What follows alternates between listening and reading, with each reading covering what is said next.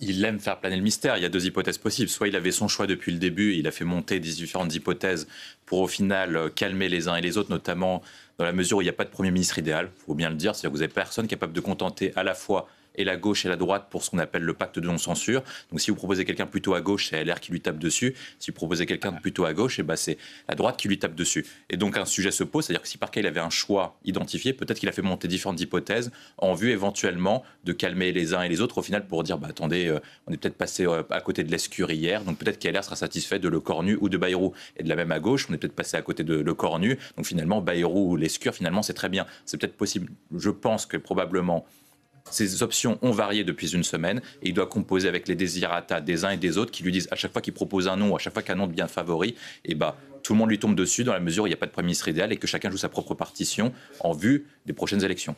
Karen Bornaghi, vous qui êtes spécialiste de la communauté.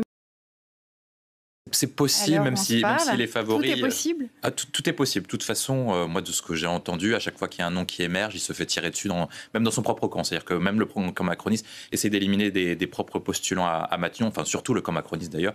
En fait, à chaque fois, on arrive sur un choix qui n'arrive pas à satisfaire cette équation insoluble. Dans la mesure où, en fait, il faut faire un pacte de non-censure qui contente à la fois Olivier Faure et Laurent Wauquiez, qui ne sont pas franchement les hommes les plus proches idéologiquement et qui n'ont pas les mêmes convictions politiques.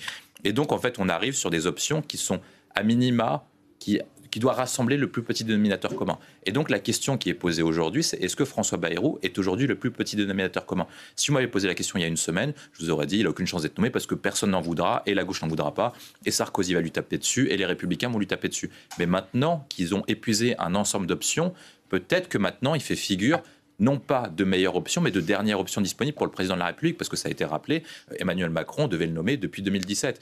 Et à chaque fois, il a trouvé un prétexte ou une excuse pour ne pas le nommer. Alors aujourd'hui, il a des qualités pour et des qualités contre. Les qualités pour, c'est qu'il est habile politiquement, c'est-à-dire qu'il sait négocier des majorités parlementaires, et il sait plaire à la gauche, et il sait plaire au Rassemblement national, donc trouver les petits symboles qui peuvent parler aux différents camps politiques. Il sait également composer et avoir une méthode de gouvernement qui est différente du président de la République. Ça, c'est les deux grands atouts qu'il a. En atout contre, c'est qu'il va à l'encontre de ce que veulent les Français. C'est-à-dire que les Français veulent quelqu'un qui vient de la société civile et qui soit surtout pas du camp présidentiel. C'est-à-dire qu'un sondage ELAB a dit que le choix préférentiel, c'était 41% de la société civile et que le dernier choix, c'était 6% du camp présidentiel. Malheureusement, il est tout dans ce camp-là. Deuxième point, c'est que les Français veulent quand même et ont montré qu'ils veulent une sorte de renouvellement de la vie politique dans la mesure où ils considèrent que la classe politique n'est pas apte aujourd'hui à répondre sur les problèmes. C'est-à-dire qu'il y a un sondage Fracture Française qui dit 83% de la classe politique ne pense uniquement à ses intérêts et les intérêts partisans plutôt qu'aux intérêts des Français. Et le dernier point, je pense, qui est problématique, c'est que idéologiquement, il suit la ligne d'Emmanuel Macron, qui est celle du dépassement et de gauche et de droite, et qui ne permet pas une rupture sur le fond de la pensée du président de la République, alors que malgré tout, le président de la République a perdu les élections législatives en juillet dernier. En fait, ce qui est intéressant avec François Bayrou, il y a deux raisons. La première, c'est qu'il pense qu'il est meilleur que tout le monde. C'est-à-dire que sincèrement, il pense que lui est capable de le faire et que si par cas vous prenez les différentes déclarations depuis 2022 qu'il avait à l'encontre de ses premiers ministres, il considère que lui a réussi à faire ce que ses premiers ministres n'ont pas réussi à faire depuis 2022. C'est-à-dire qu'il considère qu'Elisabeth Borne devait lui ramener les Républicains, en tout cas une majorité absolue. Elle n'a pas réussi à le faire et que lui a réussi à le faire dernièrement. C'est-à-dire que lui a réussi, contrairement à ce qu'il dit à peu près aux autres, que lui a réussi à amener Barnier, qu'il a réussi à amener Wauquiez, qu'il a réussi à amener Retailleau et que tous les autres, entre guillemets des nuls, n'ont pas réussi à le faire. Que 2 mois et demi, ils ne sont plus là. Oui, mais en 2 mois, il a réussi à les ramener.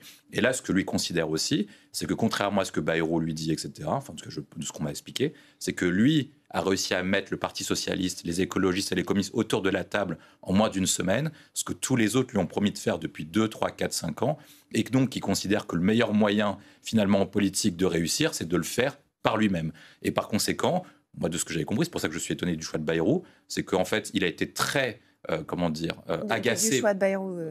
C'est pour ça que je suis étonné que Bayrou soit encore dans la considération, parce que dans la course. Oui, de la course, parce que il a été très marqué apparemment par ce qui s'est passé avec Barnier et le fait que, parce qu'en fait, avant Barnier, il avait des doubles conseillers, des conseillers à l'Élysée, des conseillers à Matignon qui se sont fait virer et qui ont dû retourner à l'Élysée. Il n'avait plus du coup la main sur tout ce qui est politique nationale. Apparemment, il aurait été très marqué par ça.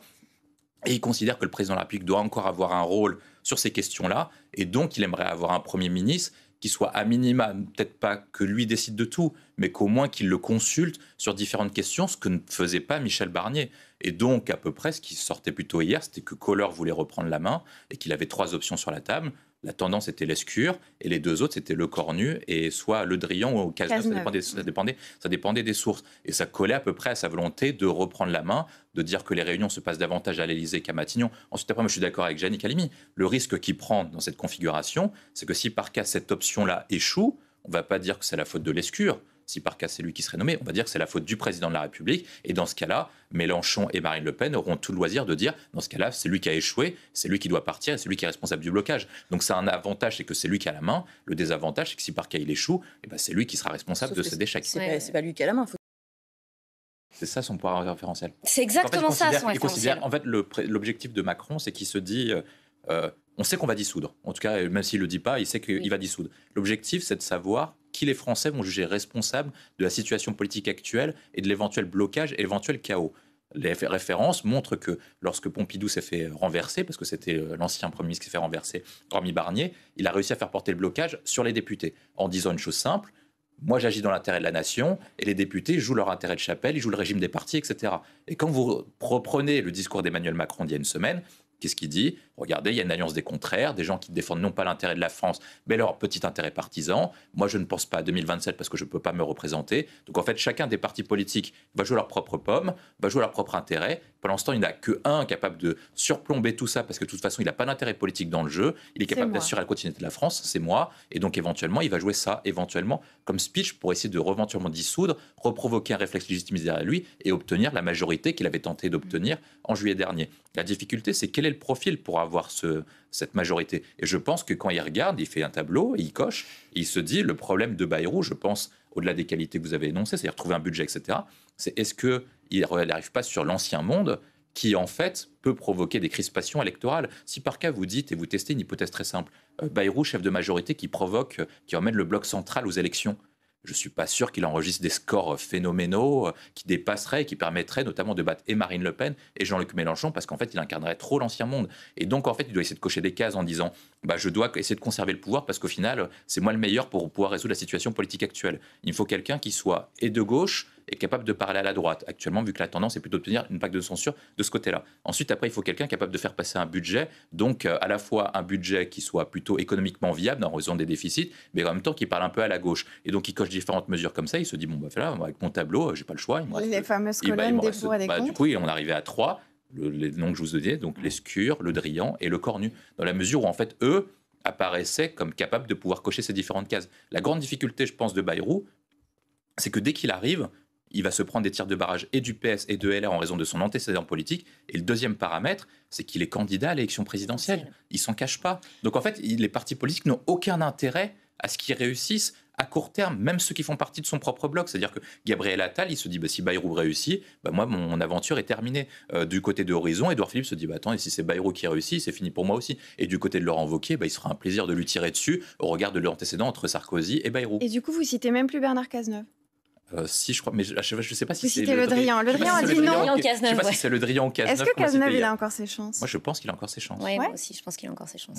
Ouais. Pourquoi? Je pense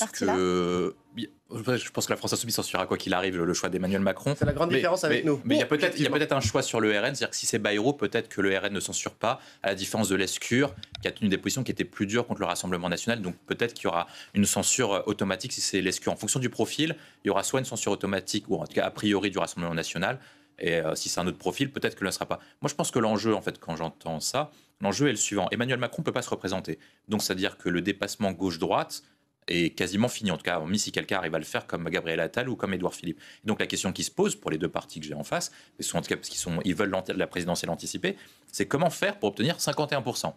Or, les stratégies qui sont mises en place actuellement, et en vue de ce qu'on entend, ne permettent pas, n'entrevoient pas un élargissement de leur bloc électoral pour différentes raisons.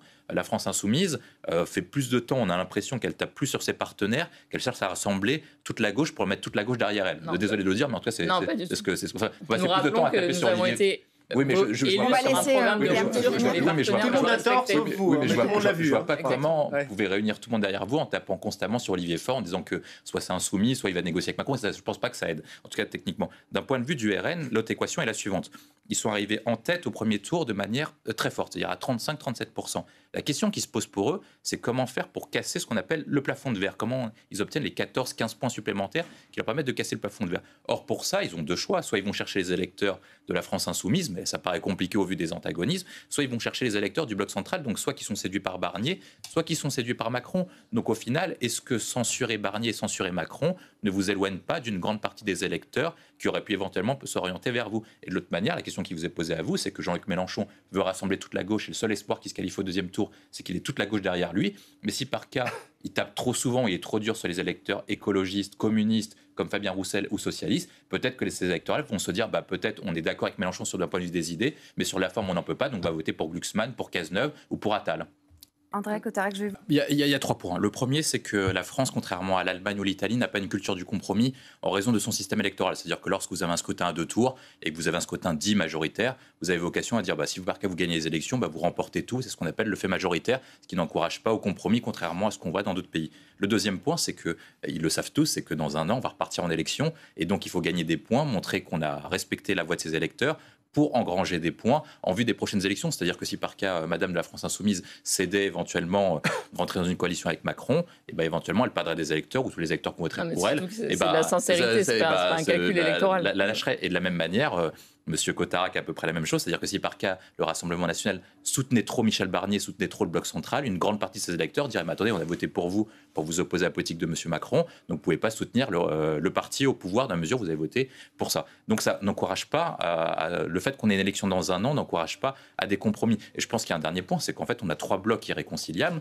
et qu'à chaque fois qu'un bloc est au pouvoir, il y a les 2 blocs qui s'opposent. Exemple, aux législatives, le RN est arrivé en tête au premier tour de manière assez durable, enfin très, très largement. Les 2 autres partis, les 2 autres blocs sont opposés à lui pour l'empêcher de gagner. Donc du coup, vous avez le NFP en tête. Le NFP pouvait légitimement dire on est arrivé en tête, on pouvait devenir Premier ministre. Dans ce cas-là, alliance du bloc central et du RN pour faire veto à Lucie Castet. Et ensuite, après, on arrive sur du coup bloc central qui arrive au pouvoir et les 2 autres blocs qui s'allient pour le faire tomber. Donc en fait, vous avez une situation, à chaque fois, un des blocs est en situation d'arriver en pouvoir, dans le fait qu'on soit une tripartition de la vie politique, les 2 autres blocs vont s'opposer durablement à lui pour le faire tomber. Karen Bornaghi, c'est vrai que nos 2 invités